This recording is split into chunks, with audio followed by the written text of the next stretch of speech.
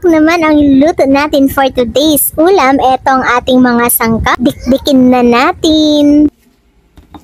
At habang minimix natin ito, isha-shoutout muna natin si Sir Cesar Jamanula. I-mix ko lang ito ng mabuti sa mga manok. At pagkatapos nito, ilalagay ko na rin itong burnt coconut. O diba ang arte, burnt coconut. Sinunog lahing lang po ito, guys. And then i-mix ulit. Puro mix lang ito, guys. Char! Pagkatapos nito, imamarinate ko lang siya ng 20 to 30 minutes. At habang minamarinate ko yan, kukudkurin ko na rin itong niyog. Lalagyan ko kasi ng gata ang aking ilulutong chicken. Eto na nga, for the piga-piga ng person. Pagkatapos niyan, ay strain lang natin sa malinis na bowl. Mag-init ng kawali at lagyan ng konting mantika lang. Igigisa na nga natin ito. Sunod na natin ang luya at igisa ulit. Pagkatapos niya, na ilalagay ko na ang ating minarinate na chicken. Hahalu-haluin ko nga lang ito. Diba sabi ko na sa inyo, mekos-mekos lang ito. Ang bango nito, nagugutom na ako pero mas lalong nagugutom na yung mga nag-aantay na ng ulam.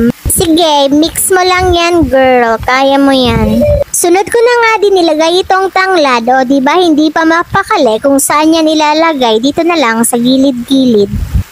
Tatakpan ko na nga muna at hahayaan ko na yung kumulo. O diba ang bilis, kumulo na siya agad. Mix-mix natin ulit, syempre. Ilagay na rin natin yung gata na piniga-piga natin kanina.